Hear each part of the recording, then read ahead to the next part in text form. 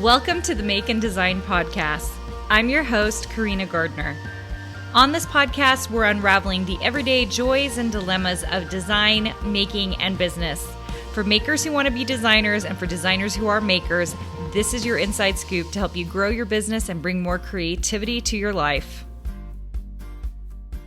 Hey guys, let's talk about the two things today that will really contribute to design style. Now, if you ever listened to me, especially 2 years ago on this podcast, I think I said that style is not important, and I still feel that way. I think a good designer can manipulate and do a lot of different styles, okay? But I also realized, when I said that lots of people, they want to showcase a style. Very often on social media, people are showcasing a style. And so I think there's this overall feeling of I should have a style, okay? So let's first address that. First of all, you have a style. It already manifests itself. You don't even realize it, okay? Whatever you're already doing, it comes from you. You are unique, and the way you're doing things, it is going to showcase that way, all right? So just know you already have a style. Even if you can't identify it, very often I can identify it.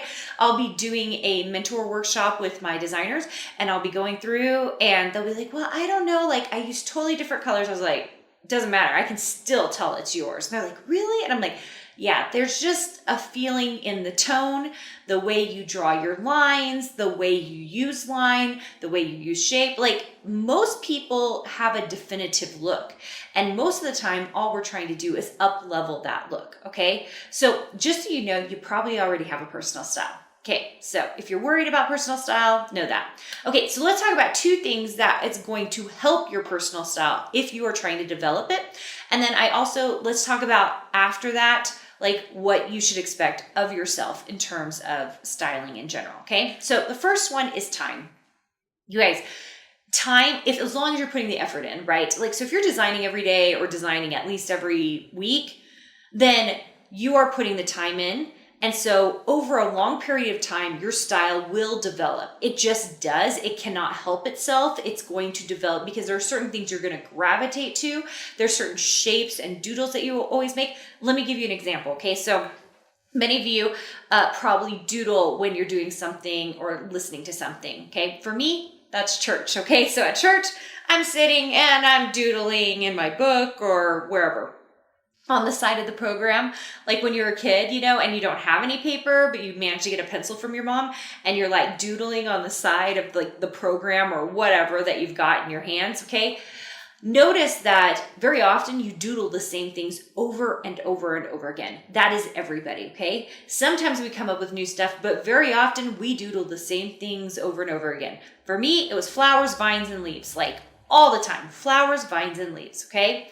My little sister had this little girl she would draw that always had a huge ball gown. It was hilarious, and their eyes were really big. We draw the same things over and over and over again. And I see this with my kids now as they are drawing and doing certain things. So I promise you have a style that is in development over time. And as you learn new things in the software, you're going to see that your style will change with it as you become better and better and better, okay? The second thing that's going to help in style development is mentorship. I don't know any way. People always ask me, I don't know how to get mentorship. You have to join a program or you need to go back to college, okay? Because you need mentorship to get better. If you have joined some kind of online course out there where they just give you the coursework, I think that's great. You're going to learn a lot from it, but you're not getting mentorship.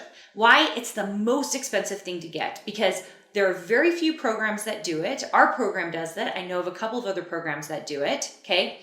Or you have to go back to school to do it, right? So you've got to go get a professor to look at your work and help you up level.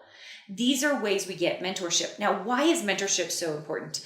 Because the key to getting better at anything is having an individual look at your stuff, right? It's that personal, how are you going to know that you have a weird space between your lines of quotes unless you have another set of eyes look at it, someone who's professional who knows how to do it? You're not going to make it better.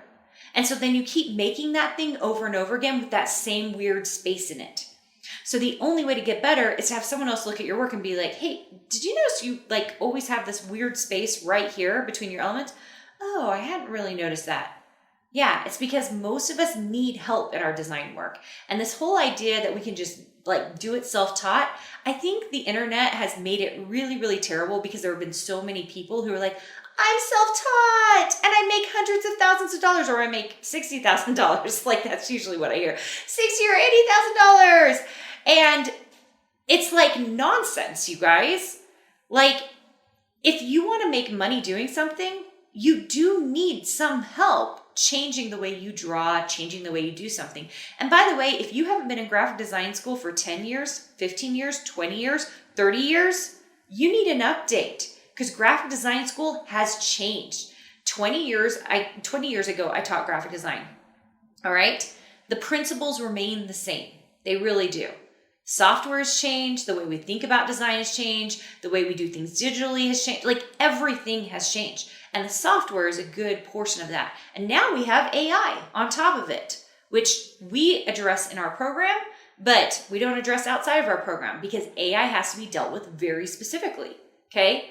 So if you're trying to develop style on your own, just know it's difficult. You're not going to make changes to your own work. You're not going to be, it really does take another set of eyes critiquing. Now, maybe you're sending your stuff in somewhere, and this happened to me, you guys.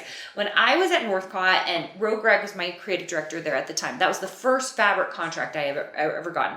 I got it after I had a digital scrapbooking deal, and I had a scrapbooking deal, okay? So it was like the third contract I had ever gotten that was like a big contract, okay? Before that, I had done freelance deals and all of that. But I remember like sending my stuff in, and that's where I was getting the critiques.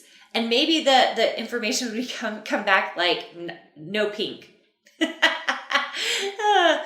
is hard, you guys. Like when you get a critique that's like, no pink. And you're like, this whole line is pink. Okay, so what do I change it to? And they're like, I don't know. Figure it out, right?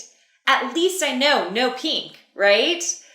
And so you got to make changes that are going to be smart changes, but you got to do it with a little bit of mentorship. And you can have that through professors, through program, through internships. If you can get an internship, by the way, don't DM me for an internship, which I get a lot of those.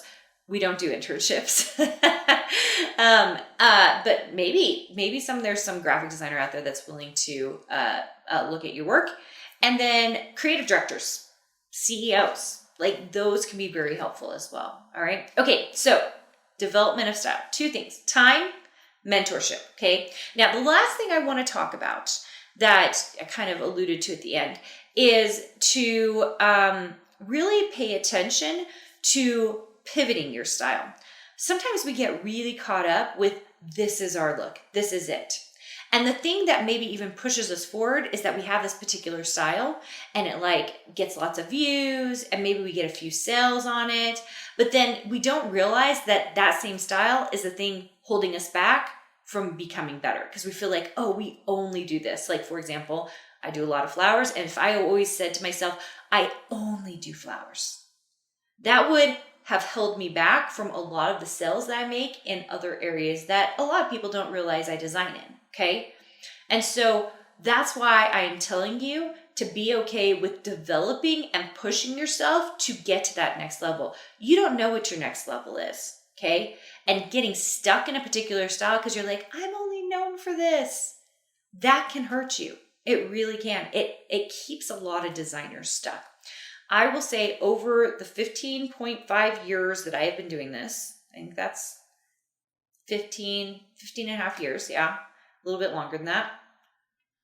I will say that my style has pivoted and changed multiple times, like sometimes every year if necessary, because I'm going to do what it takes to survive and make money as a designer. Most designers don't think like that. They think I need to develop this personal style for myself and it's going to be great and I'm going to do well and I'm going to make money from it. And really you need to have a mindset of this world changes, the online space changes, manufacturers change, and they're all worried about their bottom line as well, just like you're worried about your bottom line. And so you've got to change your thinking and start thinking very carefully about like what you need to do to up level to be a great designer, not just a great fabric designer or not just a great SVG designer or not just a great printable designer. That will only get you so far. The best designers I know, the ones who make multiple six figures or at least over six figures, over $100,000 a year, they do multiple things and they pivot because they're smart. Okay. So don't get too stuck on style. Pay attention to those two things. Are you getting mentorship? Okay. Are you getting help?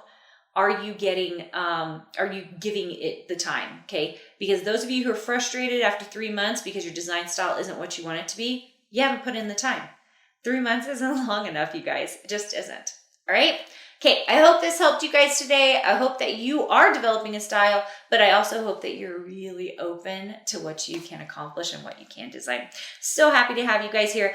By the way, if you have been hanging out with me for a while and you have not come to a design boot camp, oh my gosh, come to a design boot camp.